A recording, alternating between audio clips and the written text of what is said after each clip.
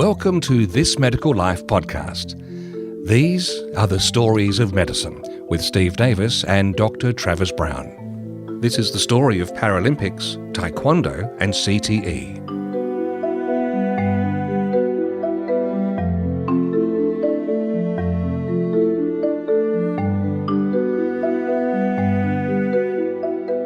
Dr. Travis Brown, we received a message from one of our listeners who happens to be a Paralympian, Janine Watson. We did. It was a message out of the blue. Occasionally we get just some very nice feedback that comes through, and sometimes it's direct. So, I'm talking to a doctor and they said, I found this. And this was a message from LinkedIn. It was actually a very nice but also sort of confronting message saying, I've listened to some of your podcasts, and we won't tell just the snippet at the moment, but there was sort of listen to one of your episodes and I've done something about things. And look, we've just seen the Olympics and Paralympics finish, and I think everyone enjoys, or most people enjoy the Olympics, and there's something captivating about watching some of the greatest athletes that compete to be the best. And look, I think the Olympics is sort of like an ideal version of, sport or life. And you've got, strength, power, youth, perfectionism, and, people win and lose. And the difference between, that win and loss can be 0.1 of a second, or, just something's gotten this. And, you see the triumphs and tragedies. And there is the thing that strikes me is there's 4 years plus 4 plus 4 in the lead up to any athlete's journey. But on the day, the wind might be strong. It might be wet. There was trouble with the water and it could, or you just have a fly gets into your face as you're doing the 100 meter. It just is. It's such a cruel focus. And for me, it will sound weird, but for me, the Olympics is like a Marvel movie. Like you've got all the heroes. There is the challenge and the overcome. But for me, that's sort of not the it's not the story. It's sort of the reason we have this podcast is the stories of medicine, and the stories of medicine are a struggle. It is, someone came up with a cure. Well, no, they didn't. They worked out something. There was a challenge. Peers may have agreed or disagreed with them. They tried to push through, and that is where you sort of see the human side. You see the empathy, you see understanding, learning, you see a challenge. And this is where, for me, I actually find the Paralympics far more interesting from these are people who have faced adversity, sometimes challenges that may have been even life-threatening or life-changing, and they've worked themselves to become some of the best athletes in the world despite these challenges and working through them. And so it's probably my own interest that I find, probably medicine, pathology, as well as stories, but you find these people, these characters, and they've had these struggles come along. And I think from that, where I sort of watch and I say, well, what is the story behind this person competing in, whatever sport it is? And so today we actually have an opportunity to talk to Janine Watson, who is a Paralympian and bronze medal winner from the Tokyo 2020 Olympics in Taekwondo. And our paths crossed in an unusual way. And the other thing that's fascinating, which I don't think was in the interview, Travis, but talking to Janine after our chat, she mentioned how the training that she does as a Paralympian is right next to the Olympians in exactly the same venue, exactly the same challenges, but unlike the Olympians who then get to cool down and go off, she then has extra rehab or has to go to hospital or has $100,000 worth of extra fees in the year to cope with those things. Taking the medications or everything like that. Yes. And I think that's the human experience, the human element, which is just so... So what we watch is the tip of the iceberg, and what we'll hear today is we're going to burrow down into the depths.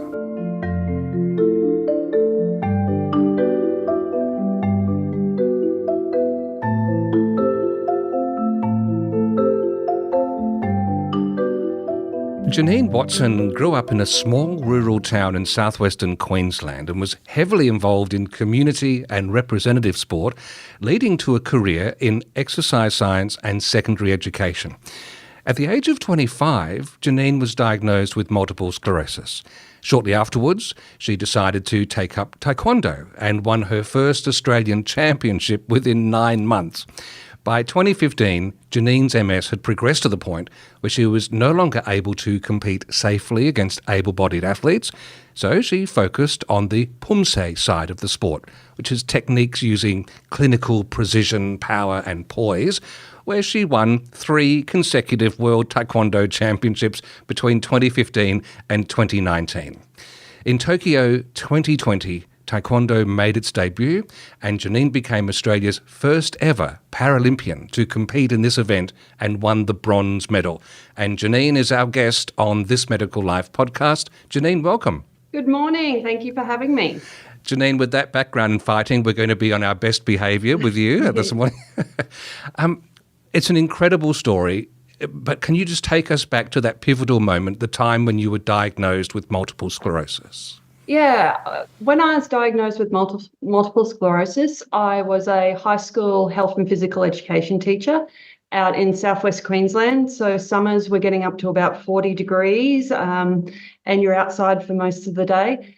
And in a small country town, the thing that you do is you play sport. So I was playing tennis, I was playing squash, I was the goalkeeper for the local soccer team.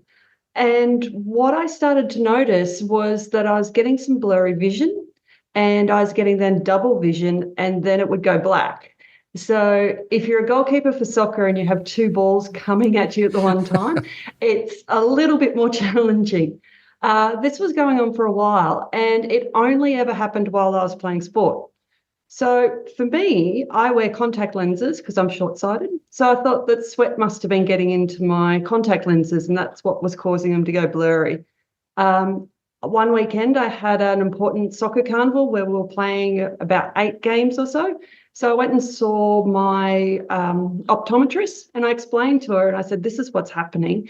Can I just get some different trials of contact lenses so I can try for the weekend? So I got about 4 different pairs.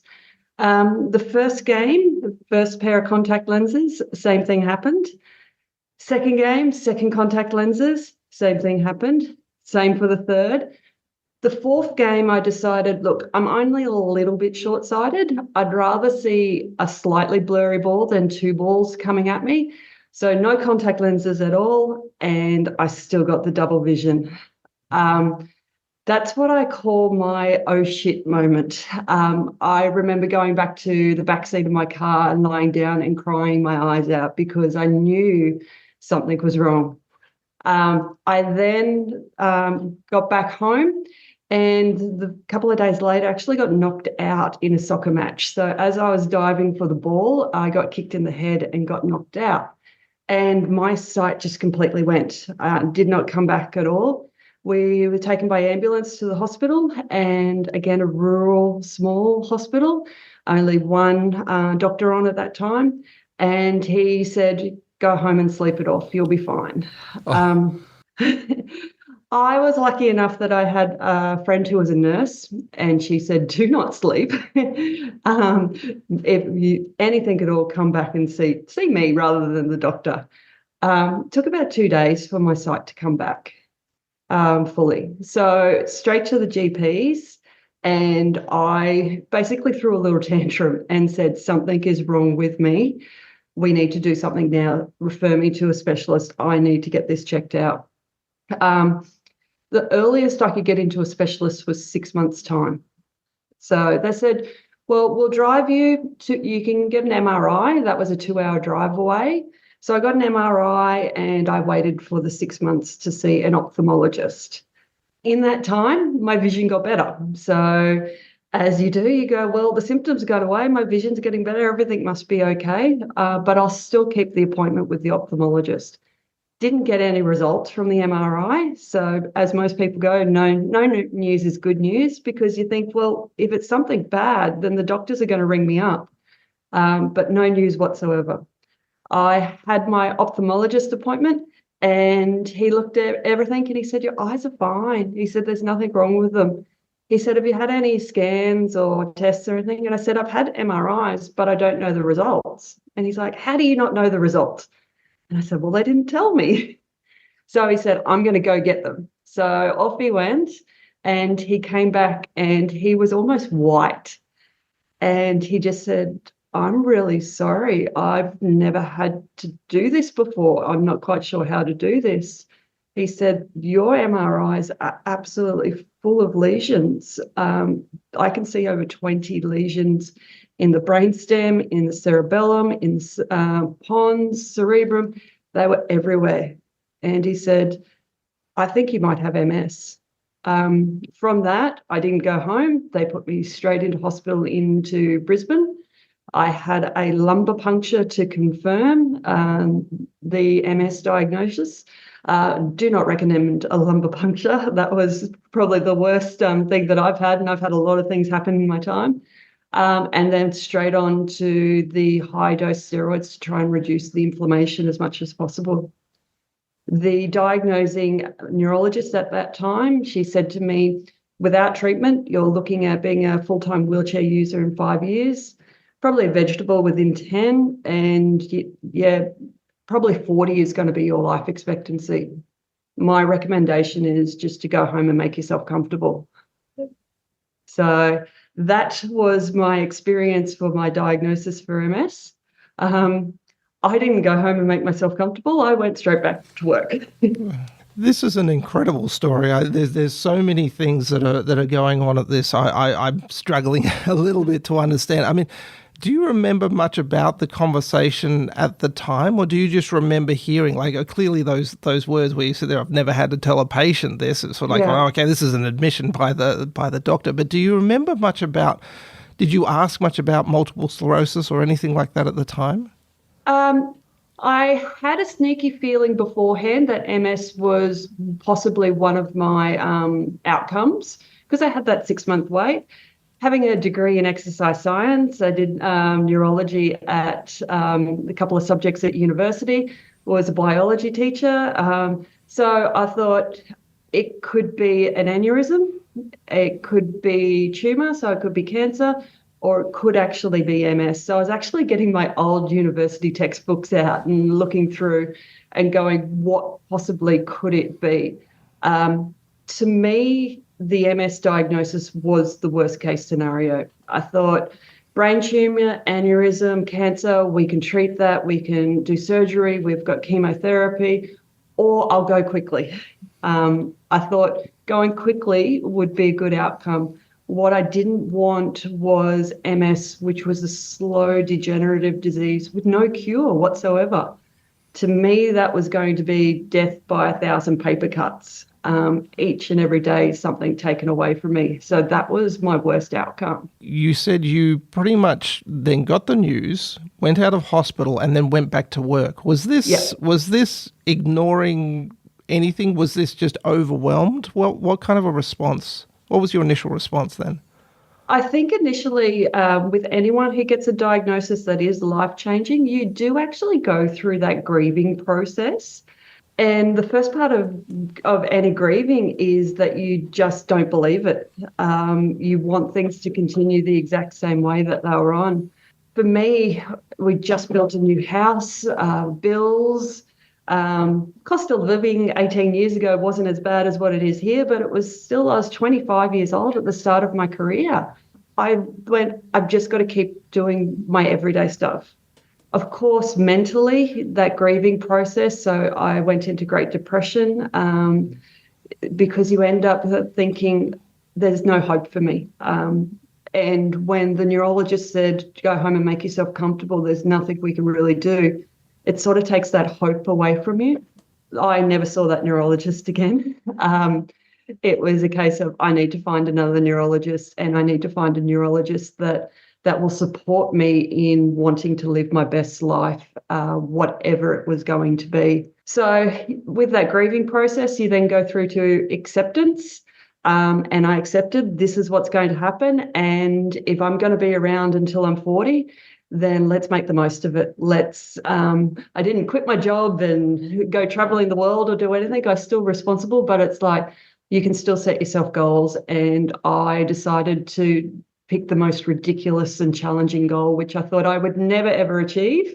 But I went, okay, I'm not going to die from MS. I need to learn how to live with MS. The plan was to ask you why you then took up Taekwondo, but something you said at the beginning, I just got to put this on the table, laying on the back seat of your car at that soccer tournament and crying. And I can only imagine, my daughter is a very highly strung athlete too, and I can imagine that emotional journey. But in my day job, I work with a colleague who's blind, who became fully blind at the age of 18. And he says he carries anger with him and he channels that constructively, and he's an overachiever. Is something of that ilk in the engine room that leads to Taekwondo, or is that just my pop psychology going off on the wrong tangent? I think it was for me to choose the sport of Taekwondo. I was 6'2" at the age of 14, so I was put straight into netball. So I was a netball and a tennis player. So when you've got a 14-year-old kid who's a serve volleyer who's 6'2" coming at you, or a netballer, so they were my traditional sports. I had never punched anyone or been in a fight before, and I'm not aggressive. But hang on, you played netball. That is one of the most aggressive sports. Oh, there's another descriptive word I would use for the aggression in netball. So it was a case of, you know what, it's a stuff you. You say that I can't walk, you say that I won't be able to do anything, I'm going to show you. And it was also, I'm going to find workarounds. My mum used to say when I was little that I was a little bush lawyer. I would find every sort of alternative and pathway to be able to do something. If a door closed for me, I jumped through the window. So I think I always had that mentality of, here's a roadblock, let's find a way around it. And it just so happened randomly that Taekwondo was the sport that I chose. Did taking up Taekwondo help? It did. I still remember my very first session of Taekwondo. I had completely ballooned up in weight from all of the steroids, and I was probably about 120 kilos. I looked sick, but I still went for the very first day. I was in the local RSL hall, and I just loved that I was learning something new. Halfway through the session, I had to throw up in the garden. Not the first time that I'd done that at the local RSL, but I just went, I love this sport. And it was the case of I could push myself to what I wanted to do. So there was no competition or comparison against the other person. You set your goals and you work towards your goals, and it was in your time frame. Because someone else was getting a higher belt level than you doesn't mean that you had to. It wasn't a competition. For me, it was just that case that I could go in for an hour and forget about being sick and all the troubles of the world and just focus on that. We also learned quite a lot of discipline with Taekwondo, and a lot of tenets of Taekwondo, which is about resilience, humility. So you had that. What I thought was also very appealing is just that structure. Your progression, it was actually very fast. You went up the ranks. Was this a something you were aiming to do, or is this something that you were saying, I'm going to actually do this, or did the success just come very easily?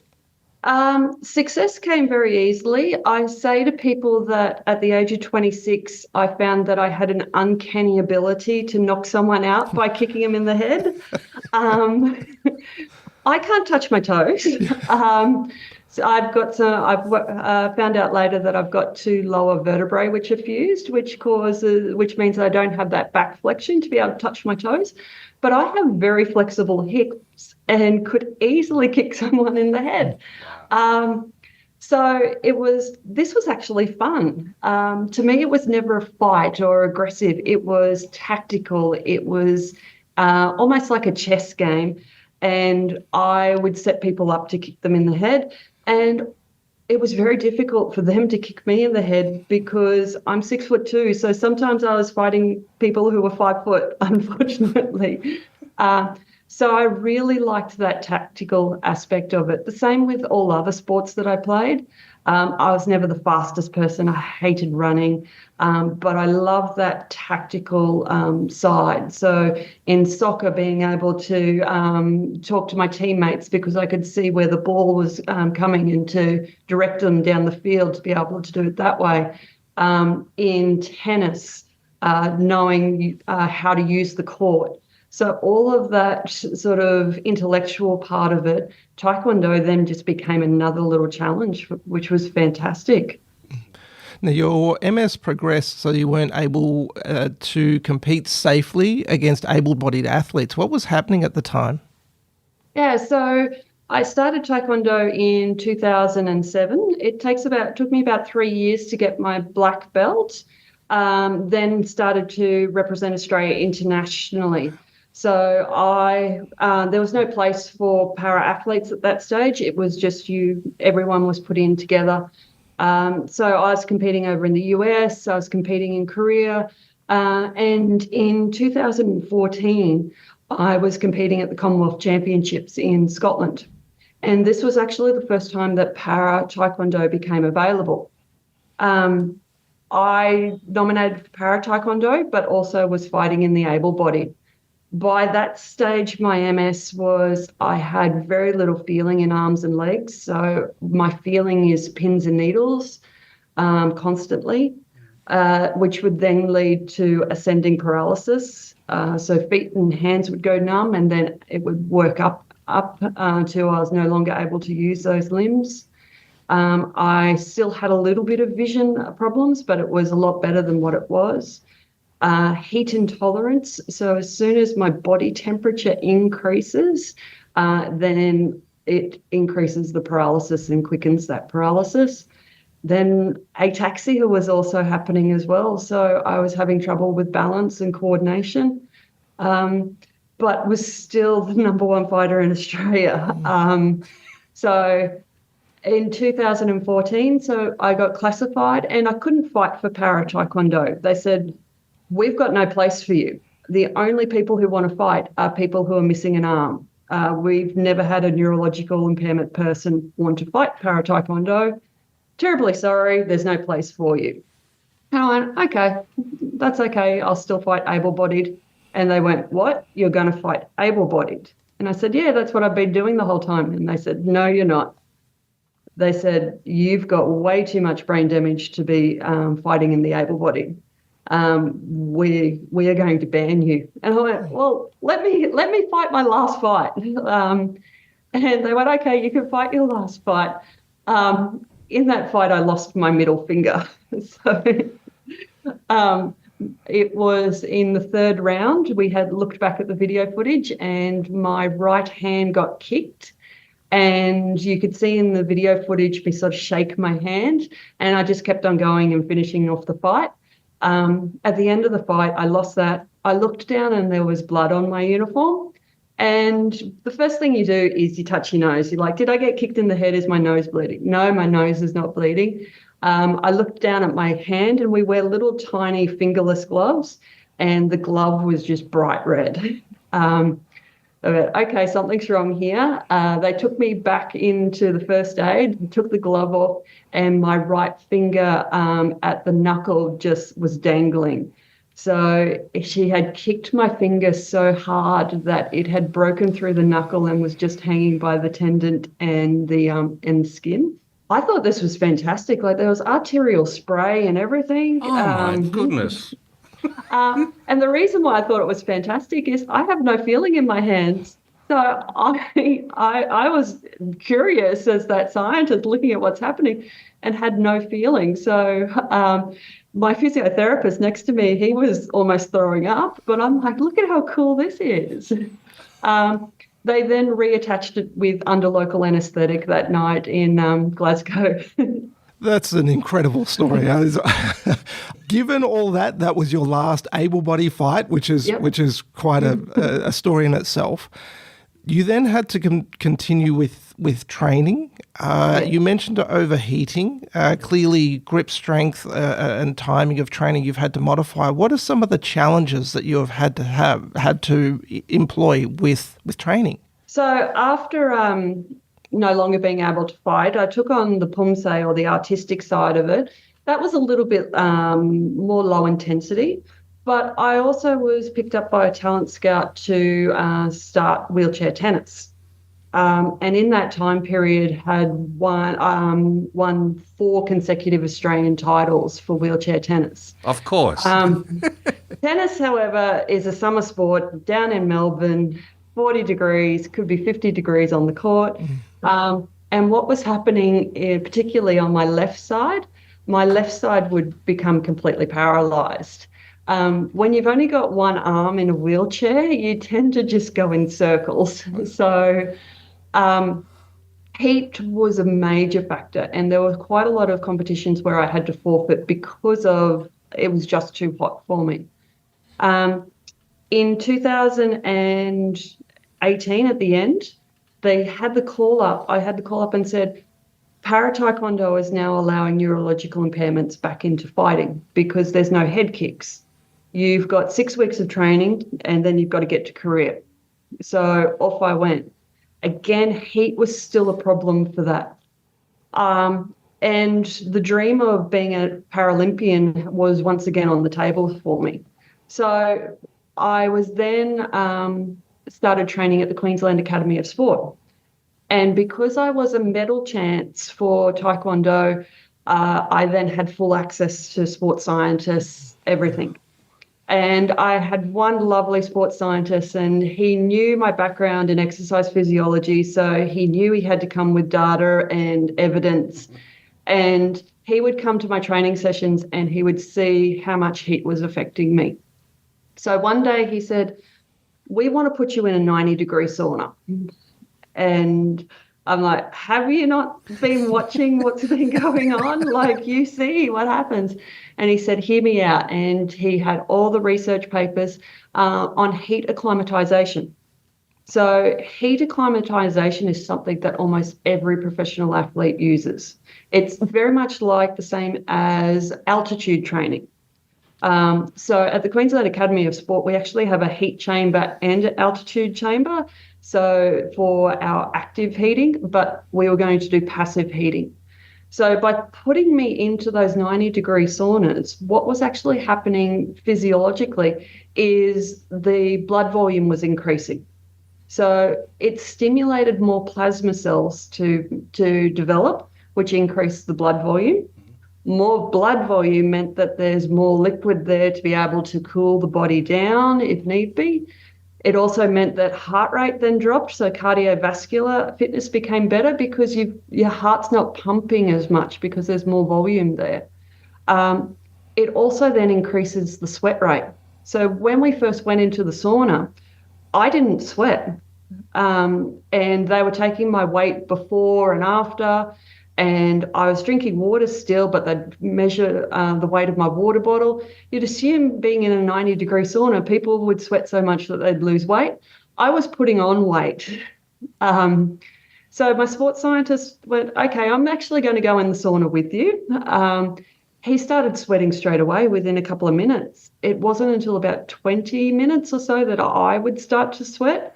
So by that stage, I'd already overheated because my body didn't have the cooling mechanisms.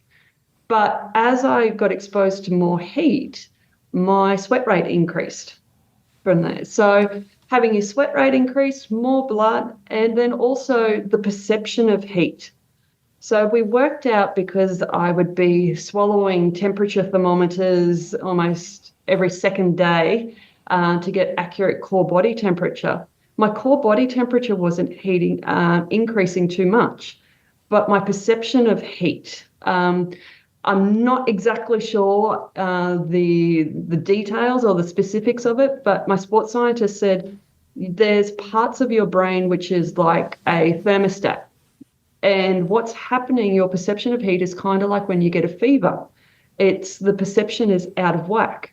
So if we can change that perception, then we can reduce the MS symptoms due to the heat.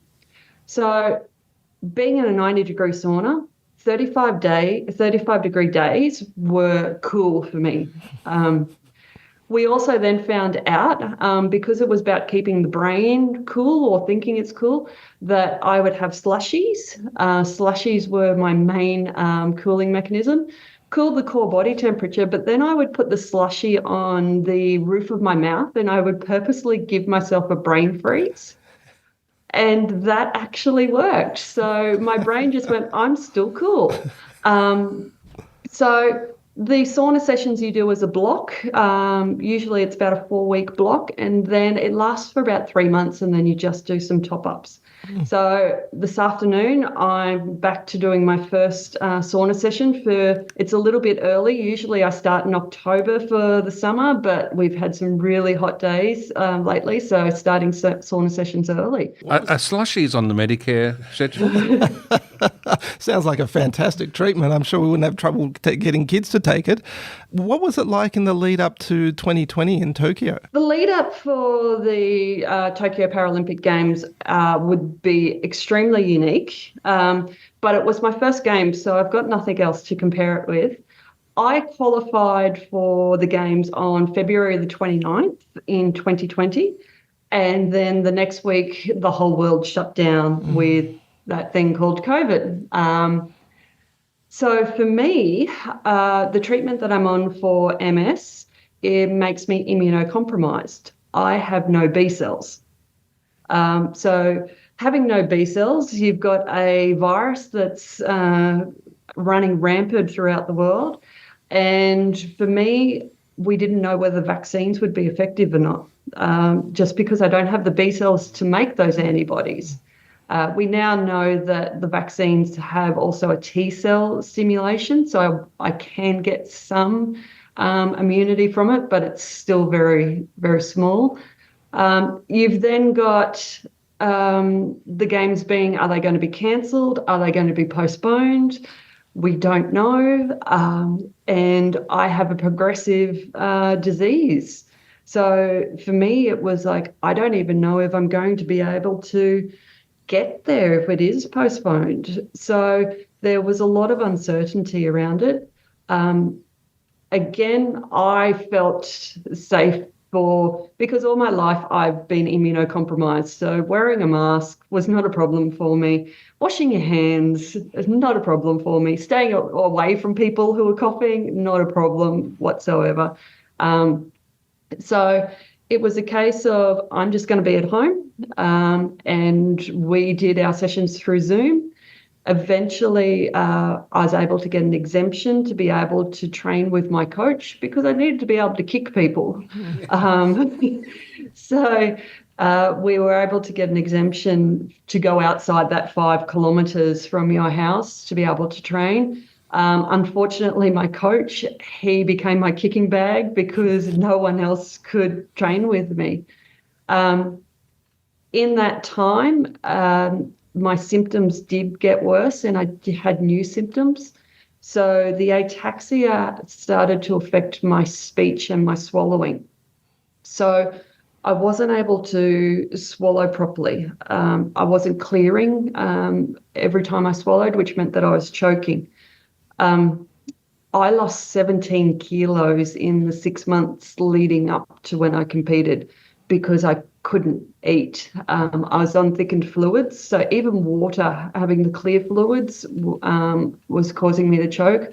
So lovely thickened fluids, if anyone's ever had that, it's kind of the consistency of that clag glue that you used to have at primary school. Yeah. And then it was also mixing in a sustagen powder as well, just to try and get the nutrients. When you fight, you do cut weight, but not 17 kilos. Lucky for me, for para taekwondo, heavyweight category was 58 kilos and above. So I was never going to drop under 58 kilos, but it meant that we really had to work on that power weight ratio because I was losing too much weight. The games were finally on, and I became a FIFO athlete. So they decided I was fly in, fly out, and I competed on the second last day of the games. So they were going to fly me in 5 days before I competed, and then the very next day we fly out again. That was the best thing for me, being immunocompromised. I remember I was watching the opening ceremony of the Paralympic Games, and I'm like, I'm going to be there in 5 days' time. Everything's going to be fantastic. The next day, I had what we call the dreaded MS hug. And that's when all your muscles around the trunk and the spine go into a spasm and don't release. It's like you're being squeezed. Imagine someone putting their hand around your spine and just squeezing it as hard as possible. For me, that meant that I had absolutely no function of my legs. So I then had to ring up my coach and say, I can't walk. I'm in my wheelchair. What do we do? And he's like, I don't know. What do we do? And he's like, when does it release? And I said, I don't know. It can release in half an hour. It could release in an hour. It could be 2 days. It could be 2 weeks. We've got no idea. And they're like, okay. We upgraded to business class flights so I could lay flat rather than sitting in economy for that time. And the whole time I was in Tokyo in the village, I was in my wheelchair, and it was physio sessions trying to get it to release. Because I was in competition mode, that meant that medications which I would use to release, I could no longer use because we're getting drug tested. So there are drugs that you can use out of competition, and there's drugs that you can use in competition. My muscle relaxants were a banned substance for in competition. So it was trying to figure out. I eventually was able to walk and was able to move around for a little bit of time. And the day before competition, I got about 10 minutes of training in. So 1 week leading up to it, I had 10 minutes of training. The very next day, I had 4 fights. So Taekwondo, you do all your fights in 1 day. The reason why, you get injured and you don't want to back up the next day with those injuries. So you suck it up and you just keep going for those days. So if for me to win a gold, I would have had 3 fights. However, I lost my first fight by 1 kick, which put me into the repechage rounds, which meant that I had that extra fight to keep going to get to the bronze. I had that physio while I was doing my pre-cooling. I had the physio working on my back just to release it enough to be able to kick. And then as soon as I finished, I was doing post-cooling, but then physio. And it was a case of what will be, will be. By that stage, it was, I'm going to do this regardless. And whatever the outcome will be, you're going to be happy with it. What was it like to win the bronze medal? To win the bronze medal was actually quite surreal. The bronze medal match, I won 64-0. It's still the highest point gap in a Paralympic fight. A lot of athletes will experience, or musicians, that state of being in the flow. Yes. I was in the flow state, and I was enjoying it, and I remember absolutely everything. I was present 100% of the time. I also had the song I'm Still Standing by Elton John in my head because we always trained to 80s music. We're 80s babies, my coach and I, so it was always 80s music. And I remember that I'm singing it, and in the chorus where he's like, yeah, yeah, yeah, I would do 3 kicks at that time. And I was just taking in absolutely everything. There were 3 people in the stands watching me that day. It wasn't the roar of the crowd or anything like that. But it was just a case of I've achieved it. It doesn't matter what colour it was. It was something tangible for me to go, look how far you have come. I still don't say that I'm a bronze medalist. I say that I've won a bronze medal. My self-worth is not determined by whether I win a medal or not. I knew coming home, whether I'd won a medal or not, that my life wasn't going to change. I was still going to cook dinner. I was still going to feed the cats. But it was, for me, something I can hold in my hand to say that look at where you were and what people said you couldn't do, and look at what you had done. I also knew that that medal was going to be my last one, because the very next day, World Taekwondo Federation changed the rules on me again. And they said anyone with a neurological impairment, it's too dangerous and unfair for you to be fighting. So, that medal, so possibly my first and last medal for fighting for Taekwondo. I just want to pick up on those themes in a moment about the danger aspects, but just as we pause for a brief breather, we've just been watching the Paralympics. Do you watch it differently to the rest of us now? Is there a deeper empathy you have for some of the performers? I watch it bittersweet. I transferred sports after Tokyo to try and qualify for Paris. I went back to wheelchair tennis. However, I'd progressed so much in my upper limbs that I'd changed classification from open into the quad division. So that was the division that Dylan Alcott played in. The quad division doesn't have male and female. We're playing against each other. So I'm playing against men. There's not very many quad females. But I had to start from scratch, and I had 12 months to start from scratch. So there was no way I was going to qualify for Paris. I watched the Taekwondo, and I thought to myself, I would have been up there on that podium. Wouldn't have got the gold, definitely wouldn't have got the gold. Amy Truesdale had a fantastic fight to win gold, but I thought I would have been there with the bronze again. I love watching all my friends compete, because I know how many challenges and struggles that they've gone through to be able to compete. So I'm their number one supporter as well. And we all know it's a case of we're going to be back for LA in 4 years' time.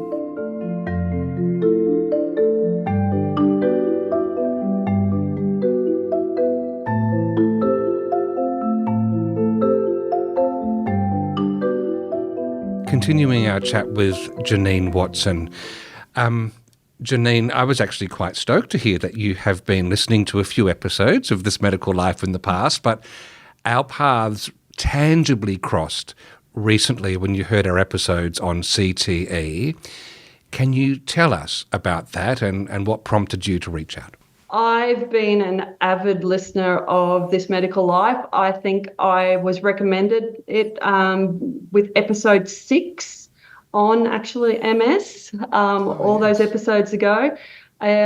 It takes me an hour to drive to training, so it's a fantastic time to be able to learn and go, oh, I've done that and I've done that. And Steve, yes, I also had to eat toast when I had my tonsils taken out when I was 23. Oh, that's bonding. That's bonding. Yes, I was the same. I was like, where's the ice cream? And they said, no ice cream, toast. Very disappointed. But the last 18 months, I've been really challenged with my MS in that it's been progressing, but I haven't had any new lesions. So all the MRIs are coming up with no new lesions, but I'm still getting new and more debilitating symptoms. Ataxia and spasticity is now quite bad for me. So I was thinking to myself, what if it's not just the MS? What if it's something else? So I'm thinking, what else could it be? So I've had COVID 7 times in the last 2 years. So I'm thinking, okay, could that many times that I've had COVID be affecting my MS? I'm now at an age where I'm perimenopausal. So is that affecting my MS? No research out there for perimenopause and menopause and MS. So all these things, I'm like, this is just not normal MS stuff. What's going on? And I was listening to your episode of CTE, and in my head, I'm like, I'm fine. I've never been knocked out in a fight. The only time I've ever been knocked out was that time in soccer. So I've had one concussion in my whole life. I don't need to worry about CTE. That's not. It must be the MS. And as the episode kept on playing, Professor Buckland said, we now know it's not just concussions, and it's actually the number of head knocks that you have. The more head knocks, doesn't have to be a concussion, you're at greater risk of developing CTE. Being the good maths teacher that I am, I then went home and I sat down, I went, okay, how many head knocks have I actually had? I've had probably about 500 fights.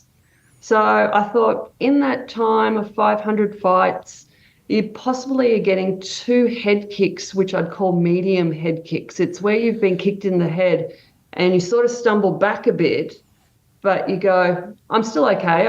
It's not a concussion. So I'd say that would be a medium one. At the height of my training for able-bodied, I was training 6 days a week, and we had controlled head kicks. So light head kicks, we would call them, because you have to look after the person you're training with. So each night there was probably maybe 50 kicks to the head for that. So I've worked out in my time I've probably had about 2,000 medium head kicks. Some probably would call that hard, but I call it medium. And then I worked out that probably about 10,000 plus of those light controlled head kicks. So I'm up to now 12,000 head kicks. Let's add in, I'm not even going to add in as a soccer player how many times in training we had to head the ball to each other. And if I then also add in now body kicks, so hard kicks to the body, that would be up around 100,000. After listening to that episode, I went, okay, I actually might be a good candidate for CTE. I don't know. It could be the MS. It could be something else. I had an appointment with my neurologist coming up, and I talked to him about it. And he said, there is that possibility. He said, we'll have a look on your MRIs to see if there's any historical brain bleeds or anything like that. But he said, we can't diagnose CTE until it's post-mortem. So he said, but what we can do at the moment is still treat your MS, which is now secondary progressive MS. I sort of thought and went, okay, well, that's good for me. But I've actually got a quite unique brain. For someone who has MS and the amount of lesions that I have, plus the number of head knocks. So I actually contacted the Australian Sports Brain Bank and got to speak with Professor Buckland himself, because I did a little research on the internet and found that he was also the head of the MS Australia Brain Bank. It was meant to be, and I spoke to him about it, and he sounded very excited. And pathologists are a weird bunch, don't worry. We will admit to that. Yeah. And I think what he was also excited about is for me to donate my brain to both banks. I will have over, at this stage, 18 years of MRIs. So a lot of the brains that they're doing with CTE, they don't have that historical medical documentation. At the moment, it's 18 years. I hope he'll get a lot more, many more years of MRIs. But with my donation to the Sports Bank and the MS Australia Bank, they will also have access to all my medical records, so they'll be able to see all those historical MRIs. I think that's what he's excited about, of That. So I worked it after speaking with him. It was a very simple process. They sent out the forms that I filled in, and I chose to donate brain, eyes, and spinal cord. And we put a clause in there that the results were to go to both banks for it. And now in my wallet, I have a little nice little card that says that I am a brain donor. I have to admit, like, it's one of those things that, to do that kind of step is amazingly generous of you. Did you find this process confronting? I actually found it more exciting than confronting.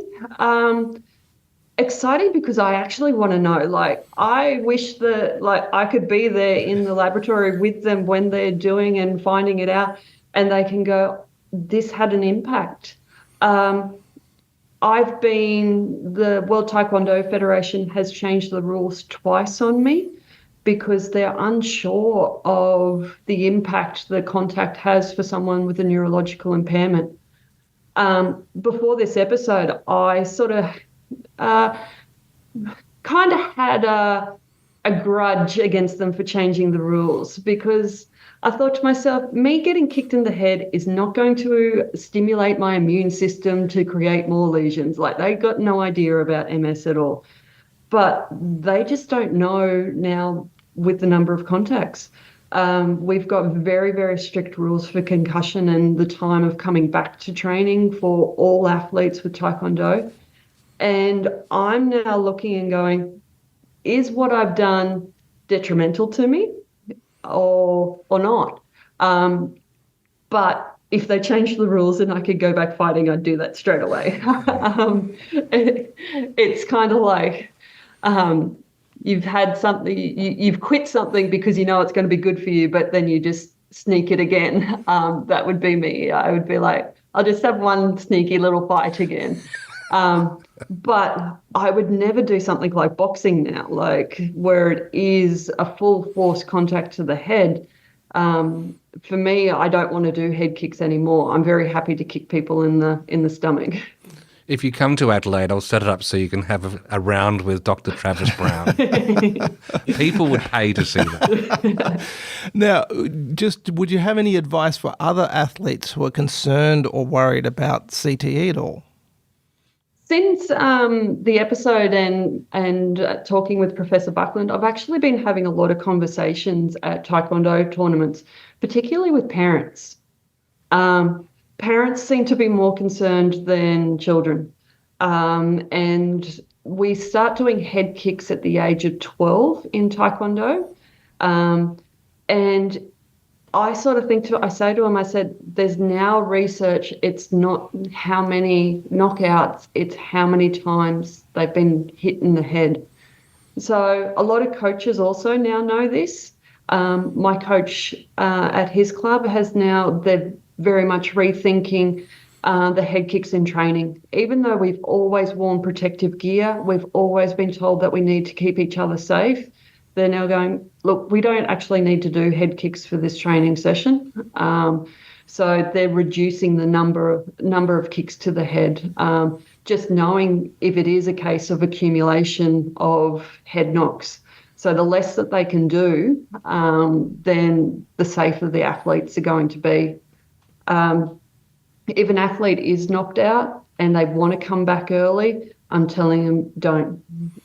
You may feel fine, but your brain, it needs time. It needs time to heal, and just let yourself do that. Now, you've had an amazing career, but you've also faced substantial challenges. Is there any advice that you would have for patients who may be experiencing their own challenges? I would probably say to them that if they're having their challenges, you can't control what happens to you, but you can control your perception and how you react to it. So I used to, and the way that I think of it is driving a car. I used to drive my car until the fuel light came on, and then I'd run out of petrol, and the RFCQ would have to come and put $10 of petrol in my car. And that's how I lived my life. Every time I never went to a petrol station. It was just, I will run it down dry. That, you can't live like that. It doesn't matter whether it's MS or anything, or even if you don't have a condition, just a normal person, everyday person, you cannot run your body down. Your energy is finite. It's not infinite. So it's a case of starting to be that proactive. So when the fuel tank gets to half or three-quarters, stop at that petrol station. Actually go to the mechanic and get your car serviced. So if you hear a little rattle, go to the mechanic early rather than a wheel falls off. So it's a case of having that proactiveness. My rehabilitation that I do is phenomenal. I have such a huge healthcare support team, and it's taken me a while to build up that team. So another analogy I use, it's like trying on a pair of shoes. You go to a store and you try on a pair of shoes, and even though they may look good, they hurt your feet, or you can't walk in them, or they just don't go with that outfit. So you're not forced to buy that first pair of shoes. You can keep on trying until you find that good collection of shoes. And like I said, that first diagnosing neurologist, that was a pair of shoes that I didn't buy. And I've gone through a couple of pairs of shoes to find that neurologist that works for me. I'm Amanda Markle, is it? The big shoe collection. So Marcos, yes. My huge shoe collection. So it's not just a neurologist. So I have a GP, I have a neurophysiotherapist, I have a sports physiotherapist, I have an incontinence physiotherapist, I have a myotherapist, I have a dietitian, I have a psychologist. My whole support team is a collection to work for me. I'm not there to work for them. They're there to work for me so that I have a quality life. And the health professionals, they know that I'm not just going to wear that one pair of shoes the whole time and then buy a new pair. I'm changing my shoes daily depending on the outfit and what I need for it. You're not going to wear your stilettos when you're going to do a treadmill workout. Likewise, if I'm going out for dinner, I'm not going to wear my joggers. It's the same with the healthcare professionals. I see my neurologist for neurology stuff, but then I see my myotherapist twice a week who help with spasticity. So they're all working together. They all communicate with each other. It takes time, but you have to be persistent because you are the product. That's a great gem, by the way, the stilettos. That's what I've been doing wrong at the gym. It's interesting, actually, Janine, because we know that it takes a village to raise a child. And what you're reminding us, because us adults think we're a bit bulletproof, is that's actually a good way to bring that medical team. And if you've got mature professionals around you who are happy to take that collegiate approach, well, that's the A game, isn't it? Yeah. Think of yourself as your body is, you are the F1 driver and car, and you have got all of these people, their sole job is to make you perform the best that you can. That's what our body is. And where are you driving this car next? What's the next goal for you? I have so many goals, but they all have that theme of give it a go. Step outside your comfort zone. Being a maths teacher, in my later years, it was growth mindset. Don't get that fixed mindset of I can't do something. You're only going to grow if you step outside that comfort zone. So I go, I've got a goal. I'm going to aim towards it. But you know what? If I don't make it or there's stumbles on the right way, that's okay. Just because I failed at something doesn't mean that I'm a failure. It just means that I failed at one thing, and it's a moment in time and we keep going. So I think a lot of people are scared to do something. They're scared of failure or they're scared of the what ifs, whereas my goals are just give it a crack. My goal is to be able to compete at LA in 2028. And you know what? I might make it, I might not, but at least I can say that I've given it a go. Well, if you do make it, we'll be watching at home, bit of popcorn, stilettos, and enjoying it. And because you've listened before, you know the last question. We've touched on advice for patients, but what's any final advice you might have for doctors or healthcare professionals listening to this? Advice for doctors and healthcare professionals is I would have to say to them, check the ego. If you are part of my healthcare team, you are part as a team. You have an expert, you have expertise in one area, but you're not the sole giver of everything. The way that healthcare professionals will speak to a person resonates more with a patient than what they actually do tell them. So to be told, go home and make yourself comfortable. The way it was said, it's just don't even bother. The way and the tone, that sticks with people. If that was said in a different way, then it could have had a different outcome. I absolutely love my healthcare team, and it's because of their communication. They're very transparent, they're very open, and they show that personal side. The people who I have not got on my healthcare team is because of that communication hasn't been there. It's a beautiful image. It is the image of those things they used to snuff out candles. It sort of extinguishes hope, the way that was said, as opposed to what you've done yourself. And so, Janine Watson, thank you for listening. Thank you for being part of this show. And thank you. I think you and Dr. Travis Brown are the same. You both have a fire that you want to spread light and information with people. And may you continue that, as Dr. Travis Brown does as well. And thank you for being part of This Medical Life. It's been an absolute pleasure. Thank you so much.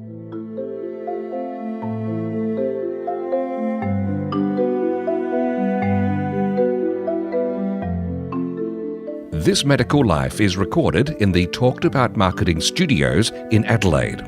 For show notes and more information about the podcast, visit thismedicallife.com.au. You can contact the hosts on social media.